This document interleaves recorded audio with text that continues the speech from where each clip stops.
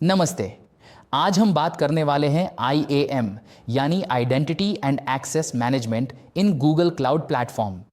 Simple words में समझो, IAM decide करता है कौन, क्या और कितना एक्सेस रखेगा आपके गूगल क्लाउड रिसोर्सेज पर। मतलब कौन यूज़र है, वो क्या चीज़ें देख सकता है या यूज़ कर सकता है और कौन सी लिमिट्स के साथ। अब बात करते हैं IAM रोल्स की। सोचो आप एक ऑफिस में हो। हर एम्प्लॉय को अलग अलग काम मिलता है, राइट? किसी को सिर्फ देखने का एक्सेस, किसी को चेंजेस करने का और किसी को फुल कंट्रोल। बस वही कॉन्सेप्ट यहां भी अप्लाई होता है।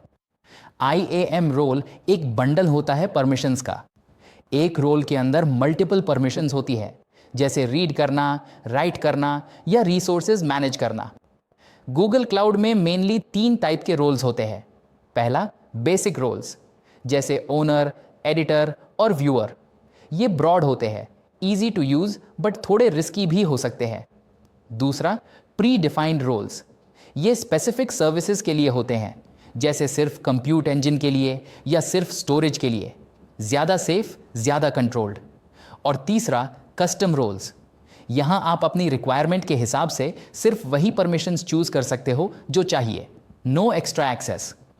IAM का एक इंपॉर्टेंट रूल याद रखो, लीस्ट प्रिविलेज। मतलब यूजर को उतना ही एक्सेस दो जितना काम के लिए जरूरी हो, ना ज्यादा ना कम।